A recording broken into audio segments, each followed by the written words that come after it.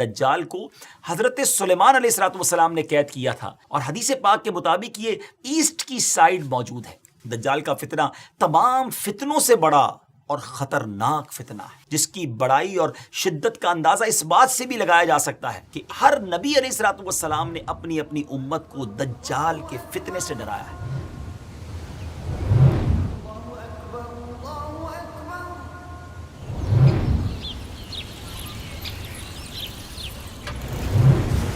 السلام علیکم ورحمۃ اللہ وبرکاتہ۔ میرا نام عبدالحبیب اتاری ہے، اور ایک بار پھر ویب سیریز قیامت کی نشانیاں لے کر حاضر ہیں۔ اور آج جو ٹاپک ہے وہ کہا جائے کہ سب سے زیادہ جو وانٹڈ ٹاپک تھا، جس کے لیے سب سے زیادہ ہمیں میسیجز ریسیو ہوئے کہ یہ بتائیے کہ دجال کے بارے میں قرآن و حدیث کیا کہتے ہیں، دجال قیامت سے پہلے کب آئے گا، وہ دکھتا کیسا ہوگا، اور اس کے معاملات کیا ہوں گے۔ تو آج وہی ٹاپک ہے جس کا کہا جائے کہ آپ کو انتظار ہے، اور واقعی بہت ساری مسکنسیپشنز ہیں، بہت ساری غلط فہمیاں ہیں دجال کے بارے میں۔ تو آج انشاءاللہ آپ کو قرآن و حدیث کی روشنی میں یہ بتائیں گے کہ قیامت کی ایک بہت بڑی نشانی وہ ہے دجال کا ظہور ہونا، دجال کا آنا۔ دجال کون ہے، دکھتا کیسا ہے کہاں، اور وہ آ کر کیا کچھ کرے گا۔ بہت کچھ آج آپ کو بتانا ہے۔ نہایت توجہ کے ساتھ ہمارے ساتھ رہیے گا، اور آپ ہماری اس ویڈیو کو شیئر بھی کیجیے گا ہمارے دعوت اسلامی یوٹیوب کے۔ اگر چینل کو ابھی تک سبسکرائب نہیں کیا تو اسے سبسکرائب بھی کر دیجیے۔ ناظرین، بات کو آگے لیے چلتے ہیں۔ یاد رہے کہ قیامت کی بڑی علامت میں سے دوسری علامت دجال کا نکلنا ہے۔ احادیث مبارکہ میں دجال کا ذکر بڑی وضاحت سے آیا ہے، اور کمال کی بات یہ ہے کہ ہر نبی علیہ الصلوۃ والسلام نے دجال کے فتنے سے اپنی امت کو ڈرایا ہے۔ سرکار دو عالم صلی اللہ تعالیٰ علیہ وسلم نے اس کی نشانیاں، اس کا حلیہ، اس کے آنے سے پہلے اور بعد کے جو حالات ہوں گے اس کو بھی بیان فرمایا ہے۔ انشاءاللہ بڑی دلچسپ آج کی ایپیسوڈ ہے، عبرت ناک بھی ہے اور اوتھنٹک معلومات بھی ہے۔ سب سے پہلے چلتے ہیں اللہ کے پیارے کلام قرآن مجید فرقان حمید میں۔ اللہ تبارک و تعالیٰ ارشاد فرماتا ہے، بسم اللہ الرحمن الرحیم، وَمِنْهُمْ مَنْ يَلْمِزُكَ فِي الصَّدَقَاتِ فَإِنْ أُعْطُوا مِنْهَا رَضُوا وَإِنْ لَمْ يُعْطَوْا مِنْهَا إِذَا هُمْ يَسْخَطُونَ۔ ترجمہ یعنی اور ان میں سے کوئی وہ ہے جو صدقات تقسیم کرنے میں تم پر اعتراض کرتا ہے، تو اگر انہیں ان صدقات میں سے کچھ دے دیا جائے تو راضی ہو جاتے ہیں، اور اگر انہیں ان میں سے کچھ نہ دیا جائے تو اس وقت ناراض ہو جاتے ہیں۔ ناظرین، یہ کس واقعے کی بات ہو رہی ہے؟ علماء کرام فرماتے ہیں کہ یہ آیت ذوالخویصرہ تمیمی کے بارے میں نازل ہوئی۔ اس شخص کا نام خرقوس بن زبیر ہے، اور یہ شخص خارجیوں کا بانی ہے۔ رسول کریم علیہ الصلوۃ والسلام مال غنیمت تقسیم فرما رہے تھے تو ذوالخویصرہ نے کہا کہ یا رسول اللہ عدل کیجئے۔ حضور پرنور علیہ الصلوۃ والسلام نے فرمایا کہ تجھے خرابی ہو، میں عدل نہ کروں گا تو عدل کون کرے گا؟ حضرت عمر رضی اللہ تعالیٰ عنہ نے عرض کی، مجھے اجازت دیجئے کہ اس منافق کی گردن مار دوں۔ تو پیارے آقا علیہ الصلوۃ والسلام نے فرمایا کہ اسے چھوڑ دو، اس کے اور بھی ہمراہی ہے کہ تم ان کی نمازوں کے سامنے اپنی نمازوں کو، اور ان کے روزوں کے سامنے اپنے روزوں کو حقیر دیکھو گے۔ وہ قرآن پڑھیں گے اور ان کے گلوں سے نہ اترے گا، وہ دین سے ایسے نکل جائیں گے جیسے تیر شکار سے نکل جاتا ہے۔ پیارے ویورز، یہ اس گستاخ کی، اس بدبخت کی گستاخی ہی دراصل اس بدترین فتنے کا پیش خیمہ ثابت ہوئی جس نے بعد میں امت مسلمہ میں زبردست انتشار پیدا کر دیا۔ حضرت عثمان غنی رضی اللہ تعالیٰ عنہ اور مولا علی کرم اللہ تعالیٰ وجہ الکریم کے دور خلافت میں اسلامی ریاست کو چیلنج کرنے والے، یعنی اتھارٹی آف اسلامک ریاست کو چیلنج کرنے والے باغی گروہ در حقیقت اسی کے فالوورز تھے۔ جنگ صفین کے موقع پر جب حضرت علی رضی اللہ تعالیٰ عنہ نے خون خرابے سے بچنے کے لیے تحکیم یعنی ثالثی آربیٹریشن کے راستے کو اپنایا کہ چلیں کوئی بیچ میں فیصلہ کر لیا جائے، تو پہلے تو خوارج نے اس کی حمایت کی، مگر جب یہ فیصلہ کر لیا گیا تو یہ خوارج اس کو رد کرتے ہوئے مولا علی کرم اللہ تعالیٰ وجہ الکریم کے لشکر سے بھی نکل گئے۔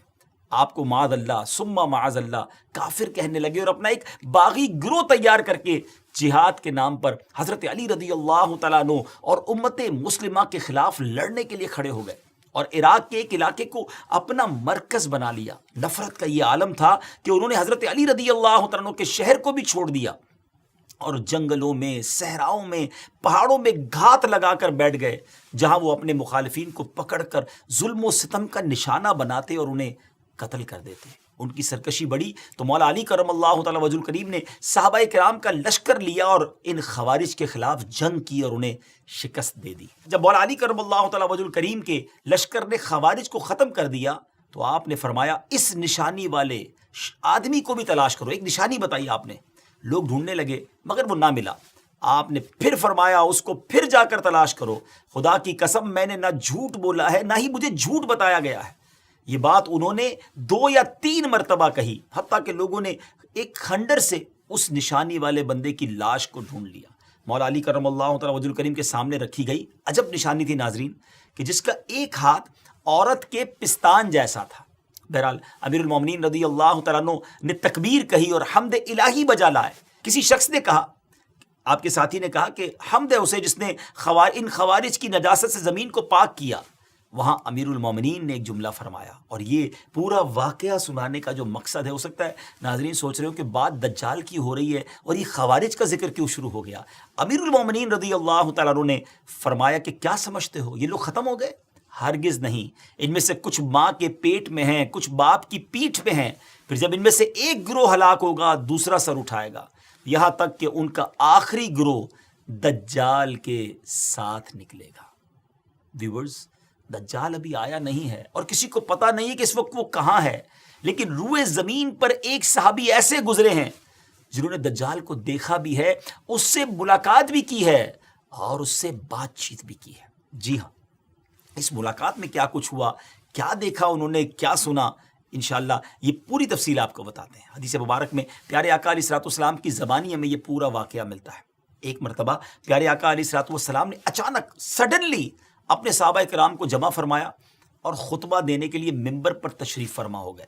یہ وہ ٹائم تھا جس ٹائم پہ نارملی نبی پاک ایڈریس نہیں کیا کرتے تھے، خطبہ نہیں فرمایا کرتے تھے۔ صحابہ بھی حیران تھے کہ آج ایسا کیا ہو گیا ہے کہ پیارے آقا علیہ الصلوۃ والسلام اس وقت خطبہ ارشاد فرما رہے ہیں۔ تو نبی کریم علیہ الصلوۃ والسلام نے فرمایا کہ آج میرے پاس تمیم داری آئے اور انہوں نے ایک ایسی خبر سنائی ہے جس کی خوشی میں مجھے قیلولہ، یعنی پیارے آقا علیہ الصلوۃ والسلام دوپہر کو کچھ آرام فرمایا کرتے تھے، فرمایا وہ بھی میں نہیں کر سکا ہوں، اور میں نے چاہا کہ اس خبر میں تمہیں بھی شامل کر لوں۔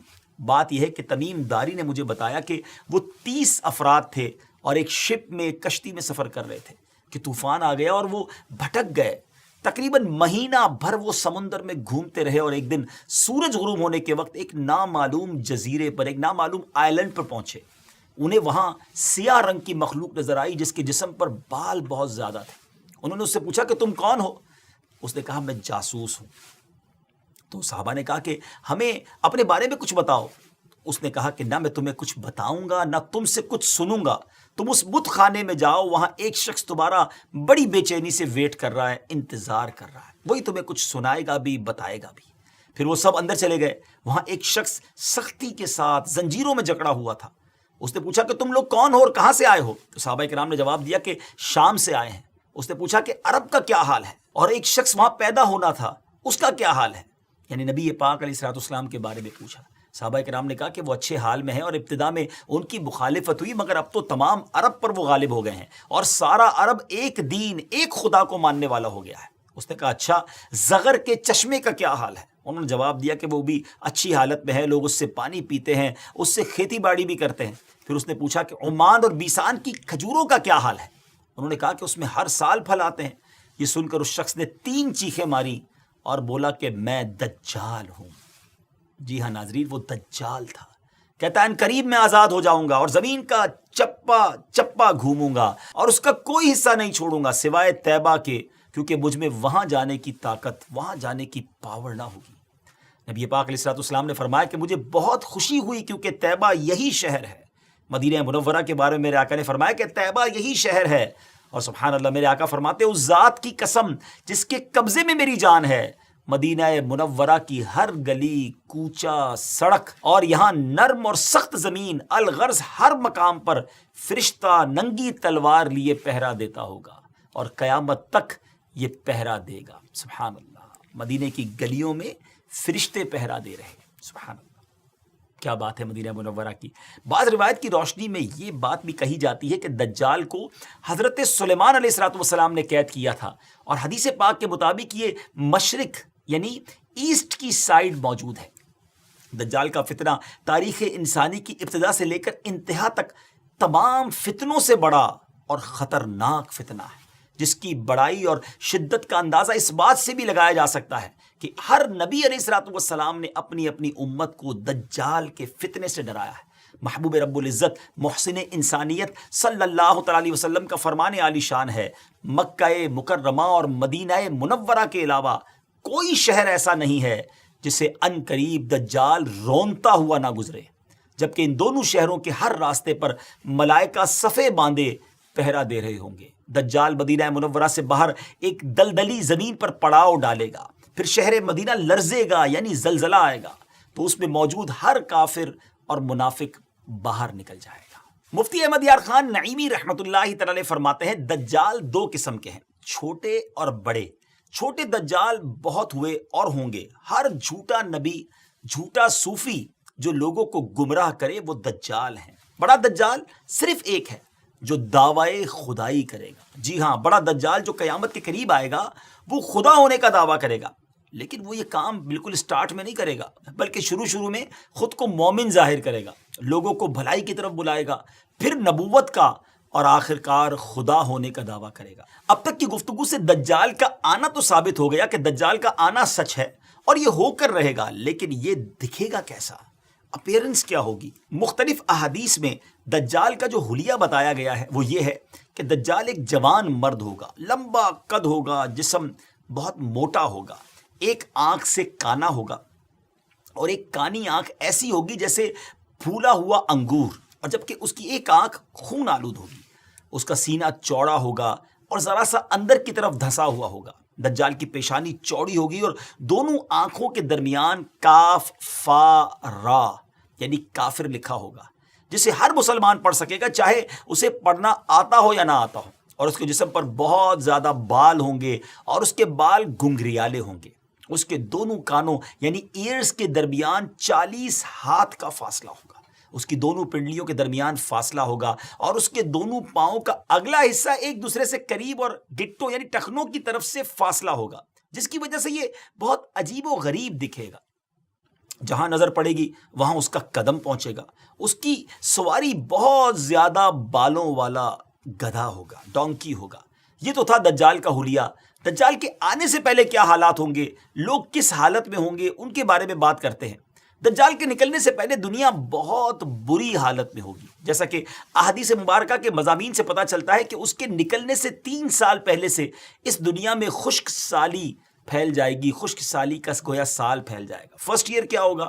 آسمان سے 1/3 بارش ہوگی اور زمین کی 1/3 پیداوار روک لی جائے گی، یعنی اب صرف 66% گروتھ ہو رہی ہوگی زمین کے اندر. دوسرے سال آسمان سے 2/3 بارش روک لی جائے گی، یعنی 66% اپروکسیمیٹلی 2/3 بارش نہیں ہوگی، اور پھر 2/3 زمین کی پیداوار بھی. اور جو 3rd ایئر ہوگا اس سال کوئی بارش نہیں ہوگی، زمین پر کوئی پیداوار نہیں ہوگی، حتیٰ کہ آسمان شیشے کی طرح ہو جائے گا اور زمین تانبے کی ہو جائے گی. اس خشک سالی کے سبب تمام چوپائے ہلاک ہو جائیں گے، فتنے اور قتل و غارت گری عام ہو جائے گی، آدمی ایک دوسرے کو قتل اور جلا وطن کر رہے ہوں گے. غذائی قحط یعنی ایک جس کو کہیں کہ فوڈ کا کرائسس پیدا ہو جائے گا. علمی اور روحانی قحط بھی ہوگا، یعنی فوڈ کرائسس کے ساتھ ساتھ غذائی قحط کے ساتھ ساتھ علمی اور روحانی قحط بھی برپا ہوگا.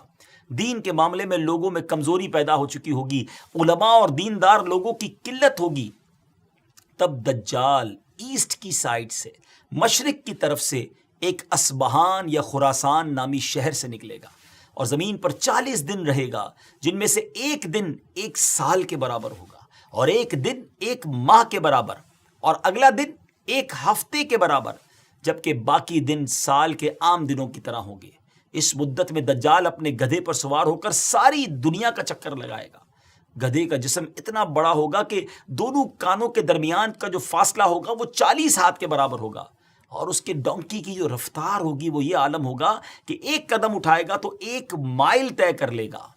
اور روئے زمین کا کوئی میدان، صحرا اور پہاڑی علاقہ ایسا باقی نہیں بچے گا کہ جہاں وہ نہ جائے.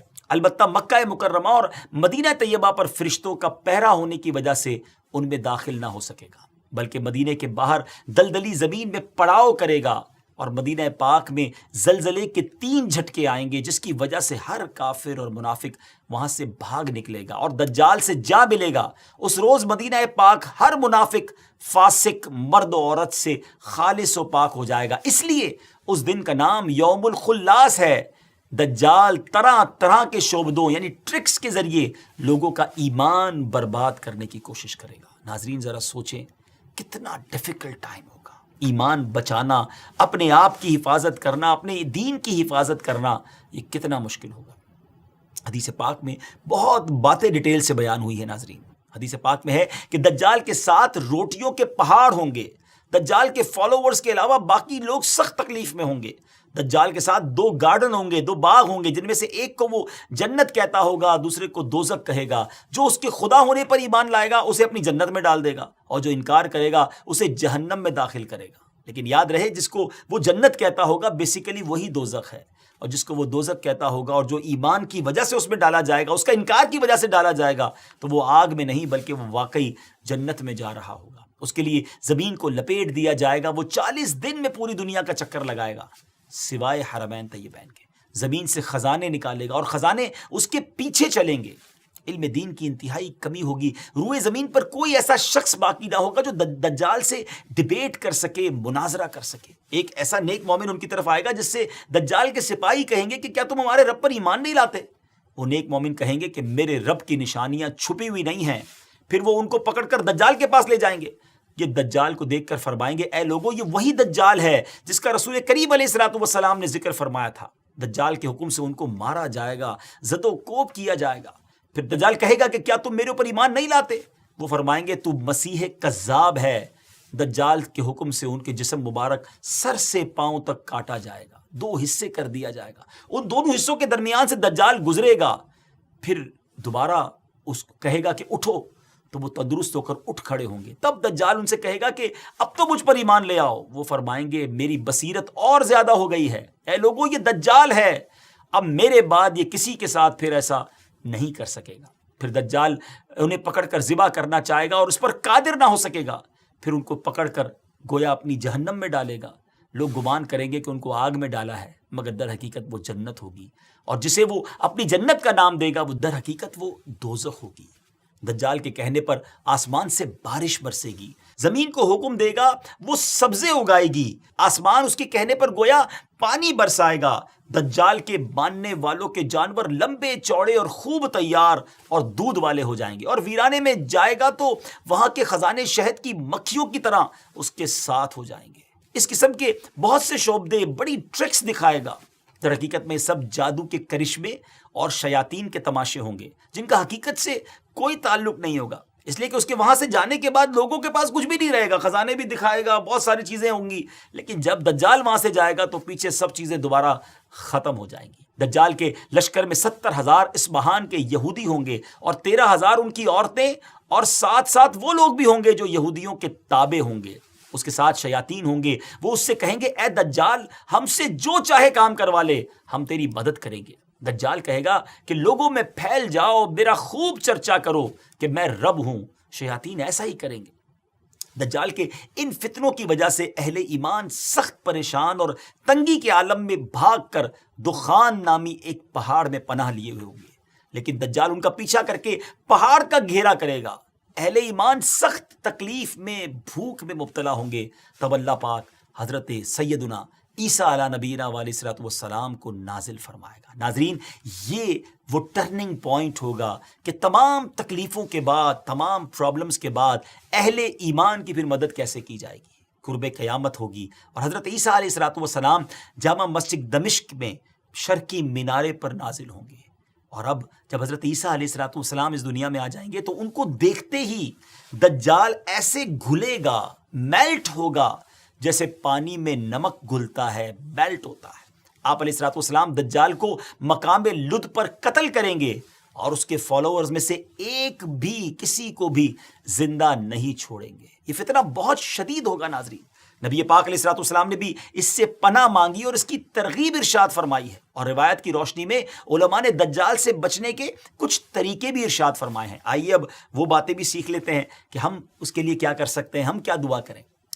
جو کوئی مسلمان مکہ یا مدینے میں ہوگا وہ دجال کے فتنے سے محفوظ رہے گا، کیونکہ دجال حرمین طیبین میں داخل نہیں ہو سکے گا۔ بعض روایت میں آیا کہ جو مسجد اقصی یا مسجد طور میں ہوگا وہ بھی فتنہ دجال سے بچا رہے گا۔